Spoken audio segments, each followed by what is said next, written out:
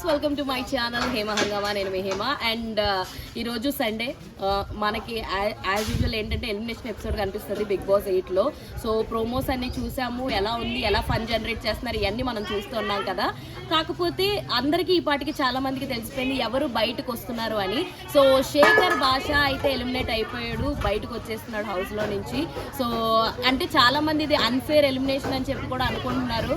So ఏంటి అంటే ఇందులో ఒక రీజన్ కూడా ఉంది. ఎందుకంటే వారం రోజులు ఎక్కడా కూడా శేఖర్ భాషకి ఆడే అంత స్కోప్ కనపడలేదు, ఫుటేజ్లోనూ మనకి ఎక్కడా కనపడలేదు అనమాట. సో కనపడినప్పుడు ఆడియన్స్ కూడా ఏమనుకుంటారంటే శేఖర్ భాష ఎలాగో బయటికి రాడలే, ఏమొస్తాడు శేఖర్ భాష, ఏమి బయటికి రాడు కదా, అది ఇది అనుకుని తనకి ఓట్లు వేయకపోవడం జరిగింది.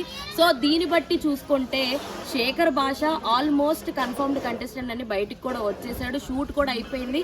అండ్ ఇంకొకటి నామినేషన్ ప్రాసెస్ కూడా ఆల్రెడీ స్టార్ట్ అయిపోయింది. సో ఎవరెవరు నామినేట్ అయ్యారన్నది ఇప్పుడు ఆల్రెడీ హౌస్లో నామినేషన్ ప్రాసెస్ అయితే స్టార్ట్ అయింది. బట్ అందరికీ సాయంత్రానికి మెల్లగా రివీల్ అవుతుంది శేఖర్ భాష బయటకు వచ్చేసాడని చెప్పేసి. సో బట్ ఇది అన్ఫేర్ ఎలిమినేషన్ అని చెప్పి చాలా మంది అంటున్నారు. But there is a chance, ఒకరిని సీక్రెట్ రూమ్కి పంపించే ఛాన్స్ అయితే ఉంది. అది ఎవరిని పంపిస్తారు ఏంటి అన్నది తెలుసుకోవాలంటే మనం ఈ రోజు ఎపిసోడ్ కంప్లీట్ అయ్యేంత వరకు అయితే వెయిట్ చేయాలి. అంటే ఆల్మోస్ట్ 9కి మనకి ఎపిసోడ్ స్టార్ట్ అవుద్ది కదా. సో అప్పటి వరకు అయితే వెయిట్ చేయాల్సిందే.